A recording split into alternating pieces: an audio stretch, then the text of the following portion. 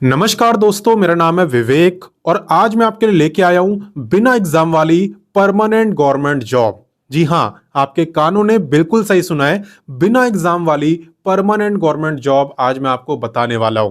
ठीक है, यहाँ पे कोई आपकी परीक्षा नहीं होने वाली और साथ ही साथ कोई इंटरव्यू भी आपको नहीं देना है। ठीक है ना।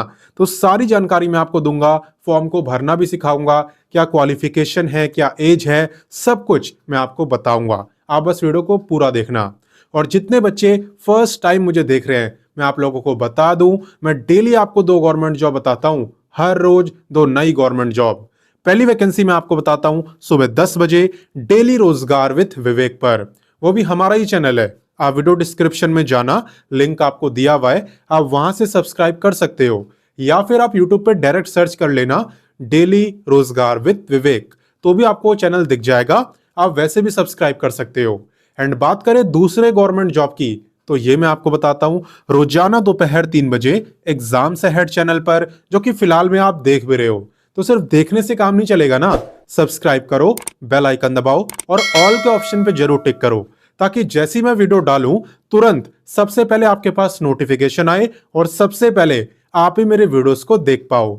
ठीक है ना। तो सब्सक्राइब कर लेना। और बाकी चलिए अब बात करते हैं आज की वैकेंसी की। सबसे पहले तो मैं आपको यही बताता हूं कि ये जो गवर्नमेंट जॉब है ये निकाली किसने है। ठीक है, तो ये निकाली एक तरीके से रेलवे ने, और विभाग का जो पूरा नाम है वो है रेल व्हील फैक्ट्री। ठीक है, इसी के अंदर यहाँ पे परमानेंट गवर्नमेंट जॉब निकाली गई है।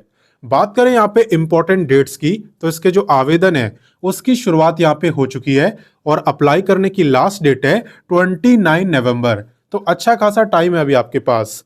बाकी बात करें एप्लीकेशन फी की, तो वो भी आपको 29 नवंबर तक देनी होगी। और बात करें एग्जाम की, तो मैंने आपको स्टार्टिंग में ही बताया, यहाँ पे आपका कोई भी एग्जाम, कोई भी परीक्षा नहीं होने वाली।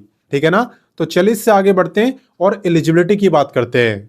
देखो, जहां तक बात है एलिजिबिलिटी यानी क्वालिफिकेशन की, तो डिपेंड करता है कि आप अप्लाई किस पोस्ट के लिए करते हो। जैसे कि यहां पे अगर आप लेवल 1 पोस्ट के लिए अप्लाई करना चाहते हो, तो ये जरूरी है कि आप कम से कम 10th पास हो। ठीक है, वहीं पे अगर आप बनना चाहते हो जूनियर क्लर्क, तो ये जरूरी है कि आप कम से कम 12th पास हो। ठीक है, बाकी बात करते हैं पे स्केल की। तो यहां पे जो 10th पास वाली पोस्ट है उसका है लेवल 1 के अकॉर्डिंग, और लेवल 1 का मतलब होता है लगभग इतना पे आपका हो जाएगा।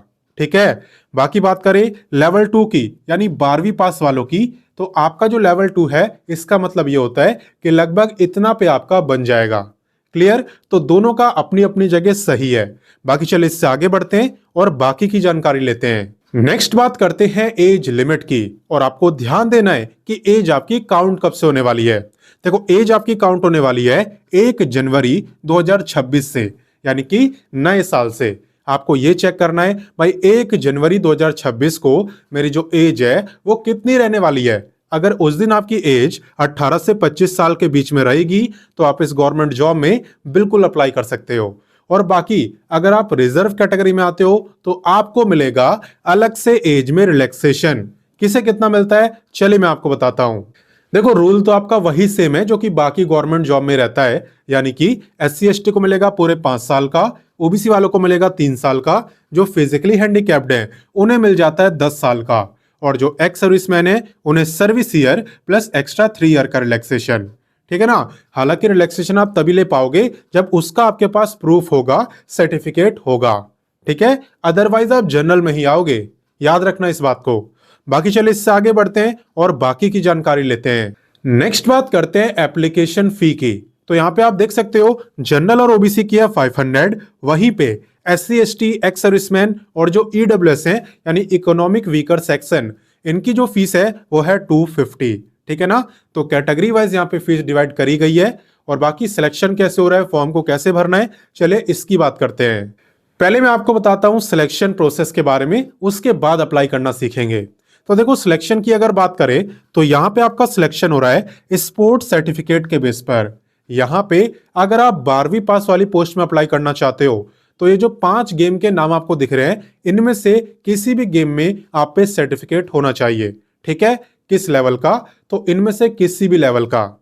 इसके अलावा अगर आप 10th पास वाली पोस्ट में अप्लाई करना चाहते हो, तो ये जो 3 गेम के नाम आपको दिख रहे हैं, इनमें से किसी भी गेम का सर्टिफिकेट आपके पास होना चाहिए।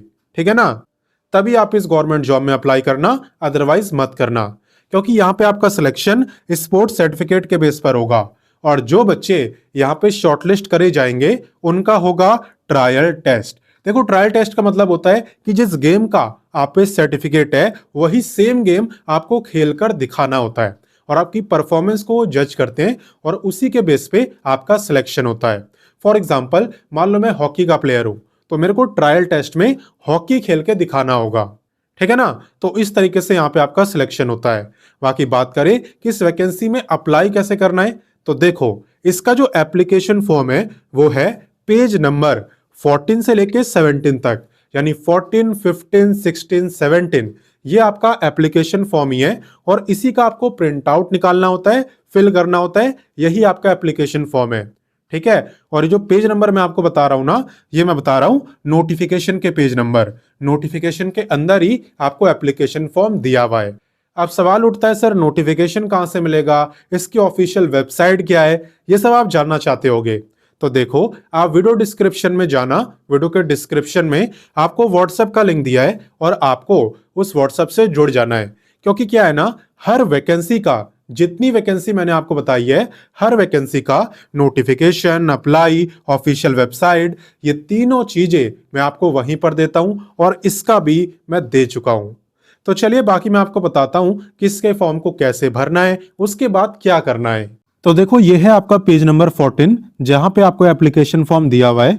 तो इसी का आपको प्रिंट आउट निकालना है 14 से लेके 17 तक, और फिर इसे कैपिटल लेटर्स में फिल करना है, ठीक है ना। तो अच्छे से फॉर्म को भरना। बाकी कुछ ना समझ आए तो कमेंट करके मुझसे पूछ लेना। फॉर्म को भरते वक्त आप देखोगे यहाँ पे Indian postal order / demand draft लिखा हुआ है, क्योंकि जो एग्जामिनेशन फीस है वो इसी के थ्रू यहाँ पे पे होगी। यहाँ पे आप देख भी सकते हो, आपको सब कुछ बताया हुआ है। The examination fee should be paid in the form of crossed Indian postal order IPO, demand draft DD only from any post office / nationalized banks drawn in the favor of principal financial advisor, railway factory, Yelahanka, Bangalore, ठीक है ना। तो इनके favour में आपको DD बनवाना है और इसी के थ्रू आपकी एग्जामिनेशन फी पे होगी। और देखो, जब आप यहाँ पे एप्लीकेशन फॉर्म को फिल कर लो, DD बनवा लो, तो उसके बाद एक एनवलप लेना, उसमें अपने फॉर्म, DD इन सब को डालना, साथ ही में नेसेसरी डॉक्यूमेंट्स की फोटोकॉपी, जैसे कि आपके एजुकेशनल क्वालिफिकेशन, स्पोर्ट्स के सर्टिफिकेट, इन सब की फोटोकॉपी आपको इसमें डालनी है। और उसके बाद ये जो एड्रेस आपको दिख रहा है, द असिस्टेंट से लेके यलांका, बेंगलोर तक, इसी एड्रेस पे आपको ये जो फॉर्म है इसे सेंड करना है। यहाँ पे जो फॉर्म भरने का प्रोसेस है ना, वो आपका ऑफलाइन मोड में ही रहने वाला है। बाकी अप्लाई कोई भी कर सकता है, रोका किसी को नहीं है, किसी भी राज्य से आप कर सकते हो, बट आपकी जो जॉब लोकेशन है वो यहाँ पे बेंगलोर ही रहने वाली है। हालांकि बेंगलोर कोई खराब जगह नहीं है, काफी अच्छी जगह है। तो मैंने आपको सारी जानकारी दे दी, अब आपका काम है, आपकी ड्यूटी है, इस वीडियो को अपने दोस्तों, भाई बहनों सबके साथ शेयर करो और उन्हें बताओ कि भाई स्पोर्ट्स पर्सन को भी यहाँ पे गवर्नमेंट जॉब मिलती है, वो भी बिना कोई एग्जाम को दिए। बाकी मैं मिलता हूं नेक्स्ट वीडियो में फिर एक नई गवर्नमेंट जॉब के साथ, और तब तक के लिए जय हिंद, वंदे मातरम।